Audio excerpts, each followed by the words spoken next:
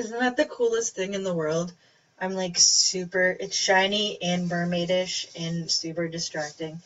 And I hide it away in my office so the kids don't spill their milk on it or whatever. I absolutely love it. $10 at Walmart. Um, so, so happiness and confidence are muscles, and you're like, what the hell is that? So I was totally, everyone knows I'm not shy about it. I was misdiagnosed. I didn't have like the best kind of life for a very long time. And then there's these things called like self-help books, and I was like, what the hell are people talking about? Why would they even, I don't get it. Like, those are for kooks. And then I just started reading them because it was something that my coach at the time recommended, and I just started reading books that were um, self-help books, personal development books, books on personal growth, books on happiness, love, books on relationship, books on, well, anything that was like positive. And I never understood it. And it's 100% true because I was a Debbie Downer. I was negative Nancy. I was like the statistic of what I should like. I was an asshole. I'm just gonna be honest with you. And then over time, like the past year and a half, I have read almost 20 books. Every day I listen to motivational, type in motivational, inspirational videos on YouTube. I can give you a list of names like Chalene Johnson, Eric Thomas, Brendan Burchard, Darren Hardy, like all these people that are happy and have the success that I am looking for. And they said read books, read 10 pages a day. And I was like, all right, I can do that. I'm dyslexic, so I might have to read those 10 pages a couple of times. But you know what? It definitely changed my life around. It's definitely something you have to work on mentally because, like, it's that theory, like the glass full, or the glass is half empty kind of thing. Like, it's all perspective. Everything is perspective, and everyone has a different perspective on every situation. And when it comes to confidence, like I feel confident. I feel whole in who I am now than who I've ever been. I am okay with being stared at. I'm okay with having my head shaved. I'm okay with who I am because I have the confidence and I know my heart. And I don't know if that makes much sense to anyone, but I was always one of those people that, like, all right, I guess I'll try to copy you for a little bit, or I guess, all right, that's what's in and I'll try it. And I remember specifically standing in Walmart. God, this is like, I was like 19 or 20, and everyone, that's when those horrific matching jumpsuits were in, where they were like plush and said like some whorish word on the butt, and people, and it like matched, like the top matched to the bottoms, and they were like the same color. And I remember sitting there and like pulling at my skin because I did not feel okay with like what I was wearing. I felt like a poser. I felt like I wasn't okay with, like, I was like, why am I trying to pretend to be like these people who I don't even think are cool, but this is what's in. And I just remember actually physically pulling at my clothes and being like, I'm not myself. I'm not. But when I wear those bright colors, when I wear clothes that I want to wear, my confidence level is like through the roof. And I believe that being genuine to who you are is a muscle because it's not easy to just like put yourself out there like that. Like, this isn't easy coming on here all the time and talking about my shit. It's not easy, but I feel the need and compelled to do it because I've turned my life around 100% from who I was even 5 years ago, like 2 years ago. I've changed my life completely. I definitely think that positive attitude, positive mindset, being okay with who you are and building that confidence is something that is a muscle that you have to develop and be okay with. I was totally that Debbie Downer and was like, that's good for that chick, but I can't do it. You know what I mean? Good for her. I can't do that. And now I feel like, all right, so I can't do that. Challenge accepted. I'll figure it out. I don't have there's not much that I feel like life can throw at me that I will be like, no, I just can't do it. Like, I will figure it out. And that switch in my mindset was a huge game changer because my best friend Crystal, she knits sweaters for herself, and I'm like, that's nice, good for you. And then she kept nagging me. I'm like, I can't do it. I don't know how to read patterns. I don't know how to do it.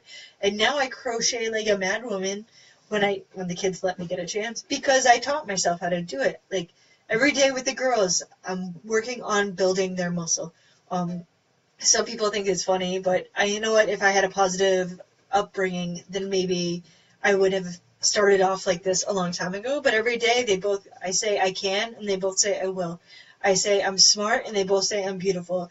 And I say I'm proud, and they both say of myself. I want them to know that they can do whatever they want, despite whatever disability or vision disability or whatever they both are going to struggle with. I want them to both be confident. And I want them to grow up reading personal development. It'll probably be audiobooks for a long time for our whole family.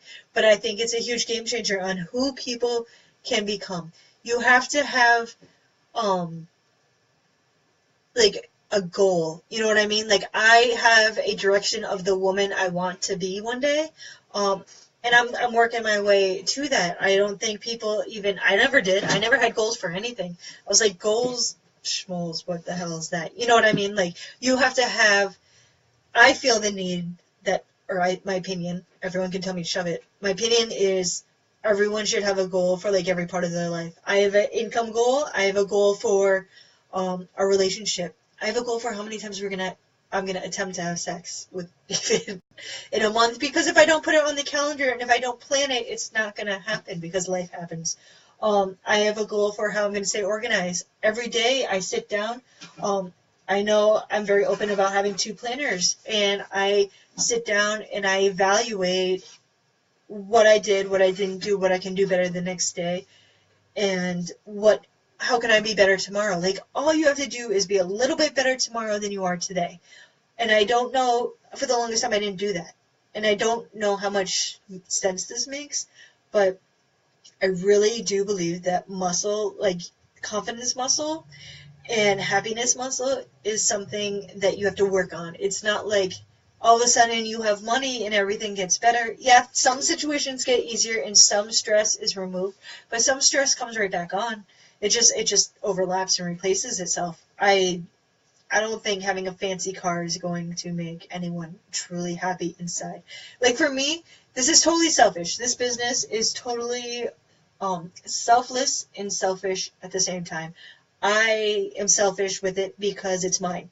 It is my business. It is what I want to do with it. I can use it as a creative outlet. I can use it to help pay our bills. I can use it to inspire women. And I just had a message that one of my challengers lost 21 pounds this month so far. And we're not even through the month. Total rock star. Like, that is absolutely amazing. And watching their confidence lift up every like day as the days go on. And that is what I get. But the selfish part of the business, to me, is it gives me a purpose. It gives me a fire inside. It gives me something positive to work on. It gives me something positive to wake up. Like, I was a snooze hitter. Like, snooze, snooze, snooze, snooze. Now I wake up and I'm like, how much can I get done before the girls wake up at 7? I feel like when life gets lost with toddlers, and everyone gets lost with toddlers. I don't even know what the hell happened. They're just like freaking crazy emotions. But that's them. You know what I mean? Like, everything has to do with them.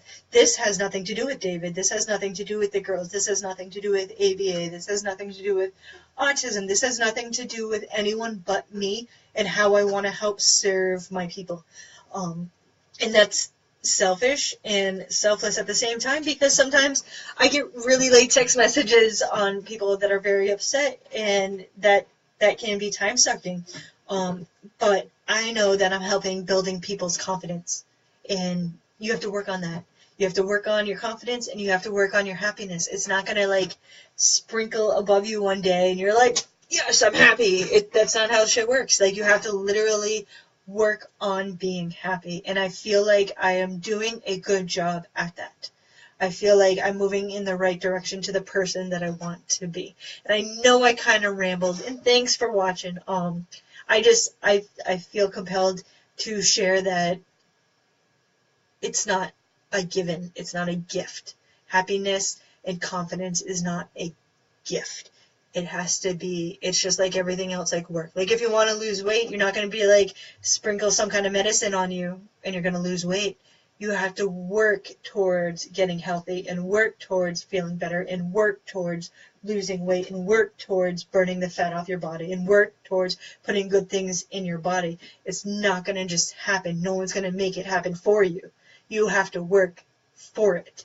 And I don't think I ever realized that before I became a coach. It never even like crossed my mind. I was like, damn it, I'm doing everything to lose weight. And no lie, I would go on the elliptical for 2 hours and try to burn as much calories as I can for 2 hours when I lived in Korea. And then I would go, walked out of the gym, no lie, go to Taco Bell and eat 2 chalupas. Like, in my mind, that was rational. That was like, all right, I did the work here, so I deserve the reward. But that's not how that works. It's funny to me now that was my train of thought, because I was like, I don't understand why I'm not losing weight. And I'm like, well, duh. You know what I mean? There's a lot of duh moments there. But it's not a gift, and no one's going to save your life.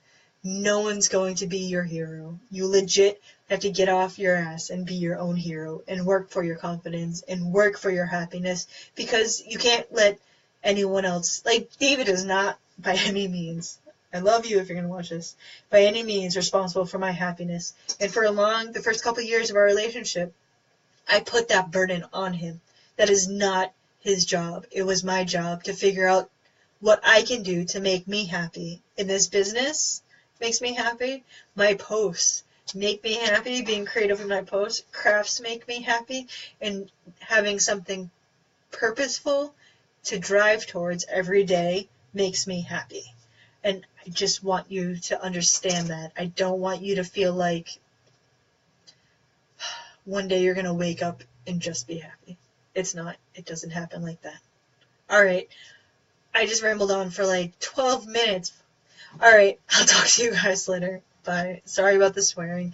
I'm trying to be more me, and filtering myself is really hard because I live in New England, and it's just part of like the everyday language. As much as we try to filter, it's just like, it's not even a big deal up here. All right.